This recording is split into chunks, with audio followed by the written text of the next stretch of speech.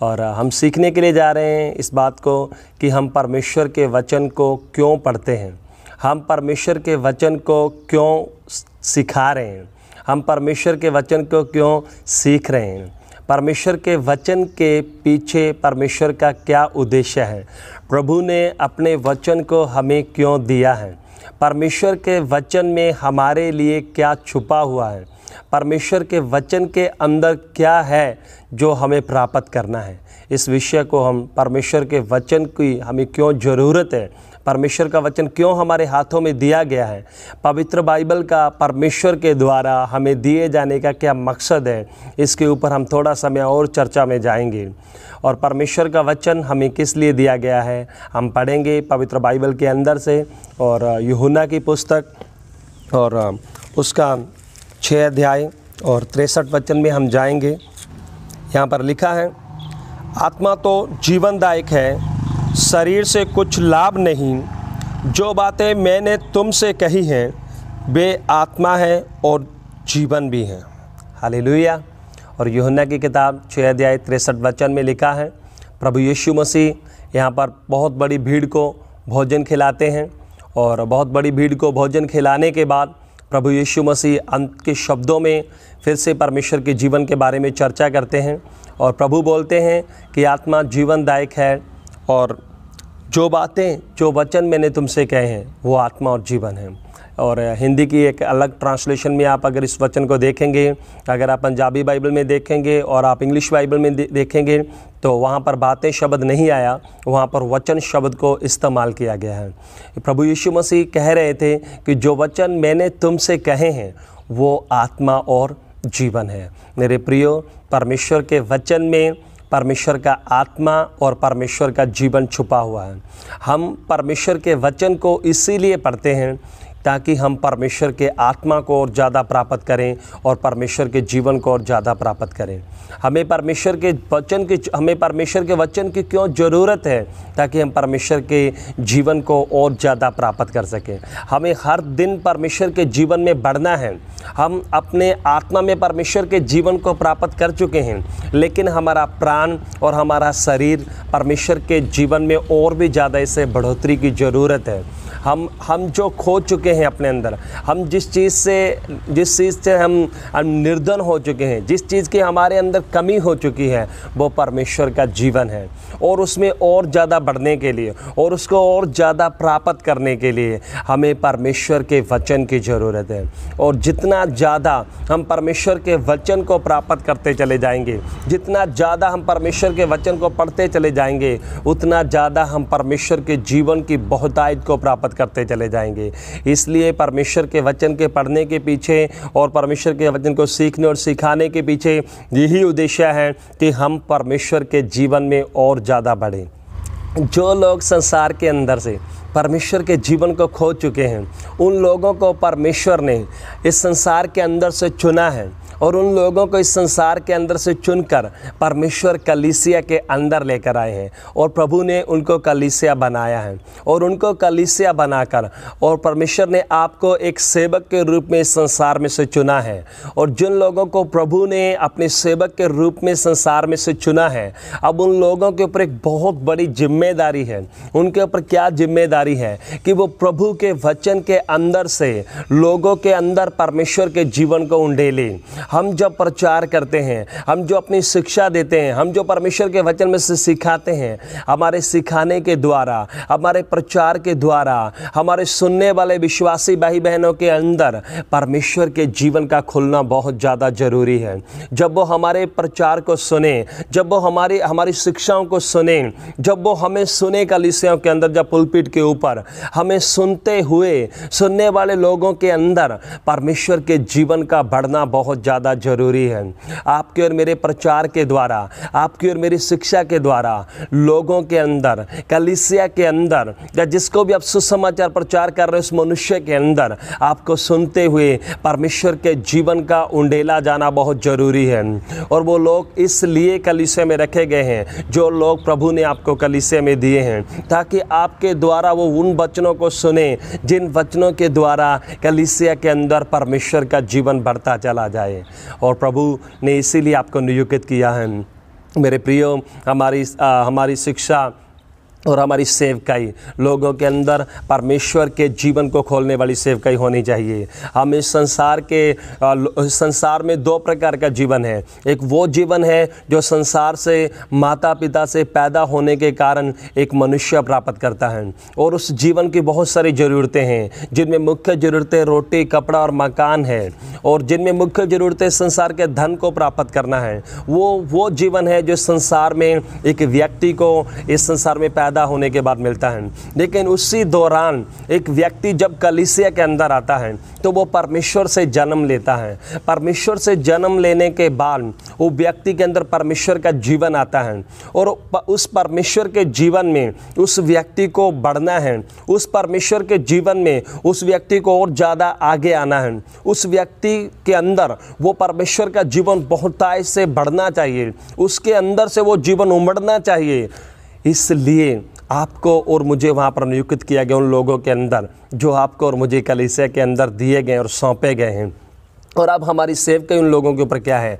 हमारे सुनने वाले लोग जो हमसे वचन को सुन रहे हैं, हमसे वचन सुनते समय उन लोगों की आत्माओं में, उन लोगों के प्राण के अंदर, उन लोगों के शरीर के ऊपर परमेश्वर का जीवन उंडेला जाना चाहिए, उनके ऊपर परमेश्वर का जीवन खुलना चाहिए। हमें सुनने वाले लोग इस बात की मुख्यता को जानने चाहिए कि उन्हें परमेश्वर के जीवन की ज़रूरत है। अगर एक प्रचारक जिसको प्रभु ने इस बात के लिए नियुक्त किया है कि वो कलीसियाओं के अंदर परमेश्वर के जीवन को खोलें, वो कलीसियाओं को इस बात की मुख्यता बताए कि उनकी मुख्य जरूरत परमेश्वर के जीवन को प्राप्त करना है। अगर इस बात को एक परमेश्वर का सेवक प्रचार ना करे, अगर एक शिक्षक, एक टीचर इस बात को कलीसियाओं को ना सिखाए, तो उनकी शिक्षाएं और उनके प्रचार वहाँ पर व्यर्थ हो जाते हैं मेरे प्रियो। वहाँ पर उनकी शिक्षा और प्रचार असफल हो जाते हैं मेरे प्रियो।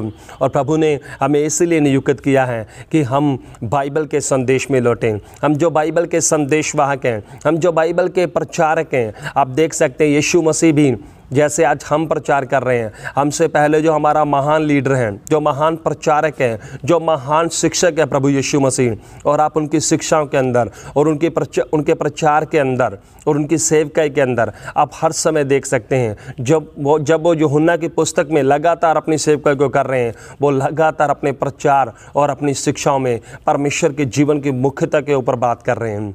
और आपकी और मेरी रिस्पॉन्सिबिलिटी है। अब प्रभु यीशु मसीह संसार में नहीं है, लेकिन यीशु मसीह ने आपको और मुझे अपनी जगह पर नियुक्त किया है। अब आप और मैं प्रभु यीशु मसीह की जगह पर नियुक्त किए गए कलीसिया के अंदर। अब आप और मैं प्रभु यीशु मसीह के जगह पर नियुक्त किए गए संसार के अंदर। अब आप और मुझे उसी प्रचार को मसीह की देह में लेकर आना है, उसी शिक्षा को मसीह की देह के अंदर लेकर आना है, ताकि मानव जाति के अंदर हम परमेश्वर के जीवन को खोल सकें। हम कलीसिया को ये कायल दे सकें, हम कलीसिया को ये बता सके वो कलीसिया में क्यों है, वो कलीसिया में क्यों बैठे हुए हैं, उनका कलीसिया में आने का उद्देश्य क्या है। उन्हें ये समझना, उन्हें ये समझाना आपकी और मेरी रिस्पॉन्सिबिलिटी है मेरे प्रियो। इसलिए आपकी और मेरी सेवकाई परमेश्वर के वचन को सिखाते हुए उनके ऊपर परमेश्वर के जीवन को उंडेलने की सेवकाई होनी चाहिए। आप और मैं परमेश्वर के वचन को ज्ञान के लिए नहीं पढ़ते मेरे प्रियो। हम और मैं परमेश्वर के वचन को मेमोराइज़ करने के लिए नहीं पढ़ते। बहुत सारे लोग परमेश्वर के वचन को मेमोराइज़ करते हैं। हाँ, ये अच्छा है हमारे ज्ञान के लिए कि हम अपने ज्ञान को भी परमेश्वर के वचन से भरें, हम अपनी बुद्धि को भी परमेश्वर के वचन से भरें। ये हमारे लिए ज़रूरी है, ये होना चाहिए। आप इसे कर सकते हो। हमें प्रभु के वचन को याद करना है। लेकिन मेरे प्रियो, ये आप समझिए, इससे हमारे जीवन के ऊपर कोई प्रभाव होने वाला नहीं है। ये सिर्फ हमारी बुद्धि को प्रभावित करता है, ये सिर्फ हमारे ज्ञान को प्रभावित करता है। लेकिन जब आप परमेश्वर के वचन के अंदर जाते हैं और जब आप परमेश्वर के वचन को पढ़ते हैं, आप जब परमेश्वर के वचन को पढ़ते हैं उस समय पवित्र आत्मा आपकी बुद्धि को खोलते हैं। और जब पवित्र आत्मा आपकी बुद्धि को खोलते हैं उस समय परमेश्वर का वचन आपके लिए प्रकाशवान होता है। और जो वचन पवित्र आत्मा के द्वारा आपके ऊपर प्रकाशन के द्वारा प्रकट होता है, जिस वचन को पवित्र आत्मा दो हिस्सों में आपके ऊपर तोड़ते हैं, आत्मा और वचन के रूप में, वो वचन आपको, जिस वचन को पवित्र आत्मा और जीवन के रूप में आपके ऊपर तोड़ देते हैं, और जिस वचन को तोड़कर आप आत्मा और जीवन को प्राप्त करते हैं, वो वचन आपके लिए परमेश्वर के जीवन को लेकर आता है। वो वचन आपके अंदर परमेश्वर के जीवन को खोलता है। मेरे प्रियो, उत्पत्ति की किताब 2 अध्याय और 9 वचन में जब आप पढ़ते हैं तो परमेश्वर ने वहाँ पर 3 प्रकार के वृक्षों को लगाया है, और उन 3 प्रकार के वृक्षों में जो फल थे वो 3 प्रकार के फल थे। पहले प्रकार के वृक्ष वो थे जो कॉमन वृक्ष, साधारण वृक्ष थे, जो आदम और हवा के खाने के लिए जिनका फल वहाँ पर रखा गया था, जिन वृक्षों को वहाँ पर रखा गया। दूसरे प्रकार का वृक्ष वो था जो जीवन का वृक्ष था और परमेश्वर ने उस वृक्ष को वहाँ पर रखा था। तीसरे प्रकार का पेड़ वो था जो भले और बुरे के ज्ञान का पेड़ था। और 2 अध्याय के 16 वचन में जब आप देखेंगे तो परमेश्वर ने बोला था कि आप सब पेड़ों का फल बिना खटके खा सकते हो, आपको उसमें कोई भी रुकावट नहीं है। लेकिन 17 वचन में जब आप देखते हैं तो परमेश्वर ने उनको रोका है। क्यों? क्योंकि परमेश्वर चाहते थे कि आदम हर दिन जीवन के पेड़ में से खाए, आदम हर दिन परमेश्वर के जीवन में बढ़े, आदम और उसकी पत्नी, उसका फैमिली परमेश्वर के जीवन में हर दिन बढ़े। लेकिन बजाय इसके उन्होंने भले और बुरे के ज्ञान के वृक्ष में से खाया, भले और बुरे के ज्ञान के पेड़ में से फल को खाया, और उन्होंने वो उस समय परमेश्वर के जीवन में बढ़ने के बजाय वो ज्ञान में बढ़े। और यही गलती आज मैं और आप सेवक होते हुए, कलीसिया के बीच में होते हुए, यही गलती हम भी कर रहे हैं।